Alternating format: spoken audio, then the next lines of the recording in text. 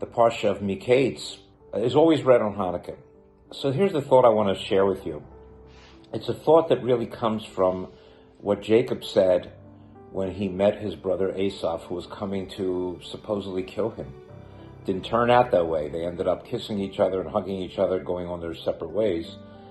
And the question is, what happened when they met? What did they exchange? What words did they say?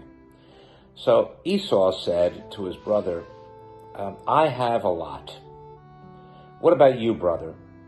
And Yaakov said, Yesh li kol, I have everything. There's a big difference between having a lot and having that perception, that view of yourself, that view of your world, or having everything. Do we really ever have everything? Or is really that a state of mind that involves gratitude and a great deal of trust and faith in Hashem?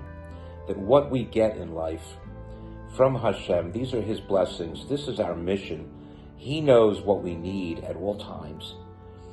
And that therefore Yesh li kol is a recognition that, I might want some more when from the standpoint of my Yetzer Hara, from the standpoint of my desires and wishes, but in reality, I have it all. I really do.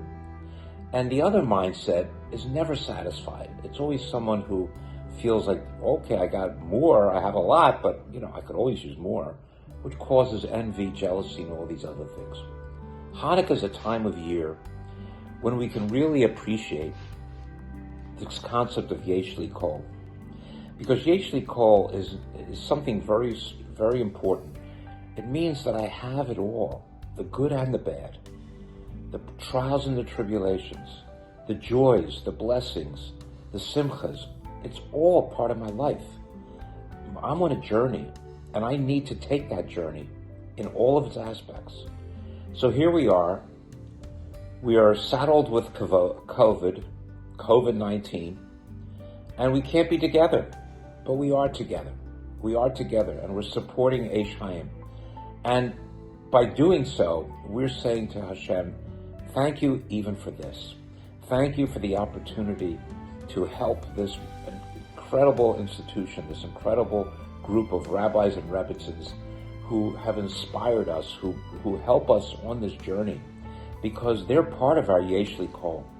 And so during this Hanukkah season, let me just throw out to you this beautiful thought, that it is a time to light the darkness, to bring that light into the darkness of winter, and realize that life is cyclical.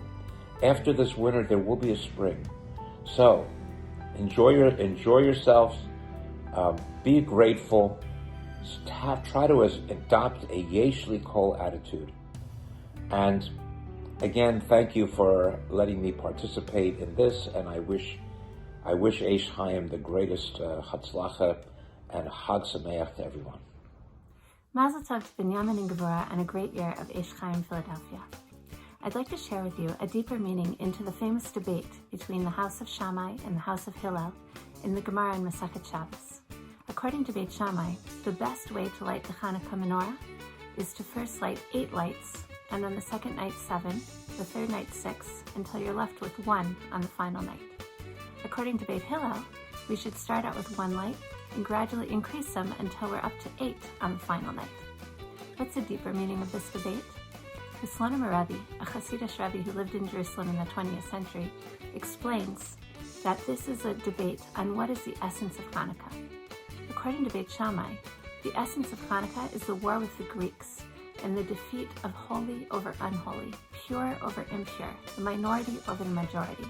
And we begin with 8, which represents the Greek power, and we gradually diminish it over the course of the holiday. According to Beit Hillel, the debate is over the miracle of the small jug of oil that was only supposed to last 1 night and lasted 8. And therefore, we increase because we're increasing the light. He further explains that Beit Shammai feels the essence of every Jew, our main purpose, is to stay away from evil, to decrease evil and badness in the world. Beit Hillel says the main purpose is to increase goodness, to do good, which by definition will get rid of the bad. Now, don't be mistaken, Beit Hillel also understands the need to get rid of the bad. But Beit Hillel knows that we already did that. When? During all of our hard work on Rosh Hashanah and Yom Kippur, when we uprooted the evil in our own selves and worked to improve who we are and make ourselves better people. That leaves Hanukkah for simply doing good, for spreading the light. May we all, this Hanukkah, spread our light and make the world a better place. It is obvious and evident, I think at least, that the miracle of Hanukkah, that our war against the Greeks was not a physical war, even though it took place in the physical realm. Because the Greeks were welcoming Jews to become Greeks. As a matter of fact, sadly, very sadly, a great number, perhaps even a majority of Jews of that era actually became Hellenists, became Greeks, went over to the other side, so to speak. So their war was not against Jews, their war was against Judaism. They wished to not allow their Jewish people to keep the Sabbath, not allow them to do bris milah, not allow them to sanctify time. They wanted to disassociate the Jewish people from our core, from our Torah, from what made us into the nation that we were from the beginning of Jewish time. So the war was not against Jews, even though the battle was fought in the physical realm. The war was a war against Judaism, against what Judaism stands for. And they wished to rip asunder Judaism from its classic sources. They wished to divide the world that we have now from our knowledge of the world to come. They wished to divide the world of natural world from the world of miracle, the world of spirituality. And they wanted to say that physicality exists in and of itself. It is prime, and anything else is subjugated to that physicality. All values that oppose classical Judaism. So our battle of Hanukkah and the victory of Hanukkah is not that we won the war, and not even that all Jews began to pursue classical Judaism, but it awakened in us this certain knowledge that this ideal that which we stand for will never, ever, ever be forgotten from the Jewish people. Will become a part and parcel of the soul and fabric of Jewish life. We are Judaism. We understand there's a connection to Torah, that we understand there's a connection to physicality and spirituality, and we understand there's a connection that we have in our soul of soul to our heart, to our Torah, to our land. That's Hanukkah, Zeus Hanukkah. But then the question is, the classic representation of the miracle of Hanukkah is the menorah. So how does the menorah represent this particular ideal? On one level, and perhaps a correct level, it is the flickering flame of the Jewish soul that does not go out. And as we know in Judaism, the number 8 always stands for something beyond nature. So beyond nature, the Jewish soul will not be not allowed to be terminated. There's always going to be this national, living, breathing Jewish soul that reflects in each individual Jew as well. And we can go with that and understand it. But I believe there's another factor here as well, and that is that the great rabbis teach us. We know that the menorah in the temple represented not only the light of human intellect shining on Torah, but it represented, according to the Kabbalistic mystical thinkers of the Jewish people, the Ar HaGanuz, the original creative light.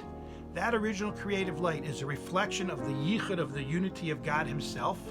And in his unity, all the things that the Greeks viewed as disparate and shattered and not connected to each other, in that unity, all those things are connected. This world, the next world, the holiness of time, the holiness of space, all those things which you do not see solely existing in the world of physicality exist in the world of yichud, in the world of unity, represented by the creative light of God, representing his unity itself. That light is the light of the menorah, reflected in the ideal of the eternal flame of the menorah, which did not go out for 1,500 years after it was lit. That is the eternal flame that does not go out. That is the light of Hanukkah. That's the light that flickers in each and every Jewish soul. In our soul of souls, there is no shattering of physicality and spirituality. In our soul of souls, there is no shattering of the world of angels and the world of humans. In our soul of soul, there is no shattering of world of natural world and the world of miracle. And there is no shattering of Jew from Torah and from God. This is eternity. This is the light of the creative light, the light of unity, of oneness, of yichud, of love, of hope that lies within us, that Hashem gave each and every one of us a portion of his infinite light, and his infinity can be divided into many infinities. each of which we are fortunate to have a part that flickers in our soul. What Hanukkah stands for is the Jew never, ever, ever giving away the ability to access their own soul. And just like oil is transformed from olives into something totally new, something totally holy, so through the work of making the oil, making the olive into oil and then lighting it, so to the Jewish soul. Through the work we do on it, through the work of discovery. And remember, Judaism is never, ever, ever invention. It's only the discovery of who we are in our essence. That's Hanukkah. The light of Hanukkah burns within each and every single Jew. It is our job, through the flickering light of Hanukkah, to expose this blatant, wondrous light of the Jewish soul, which essentially is an exposure of the infinite light of God. Through every Jew, exposing that infinite light, through that which they choose to do that binds physicality and spirituality in their own life, that is evidence that we understand Hanukkah. And that alone is the evidence of Jewish eternity and Jewish survival. And our light will allow Hashem's light to shine in this world. And as we say in the Ma'oz Tzor talks about the beginning of history and ends up with the coming of the Mashiach. We will allow God's light to burn bright in the beginning of the created process, through Hanukkah, burn bright at the end of the creative process, which is the Bias Goel, the coming, the ultimate redemption for all of us, for the whole world, behaving better quickly in our days. Amen.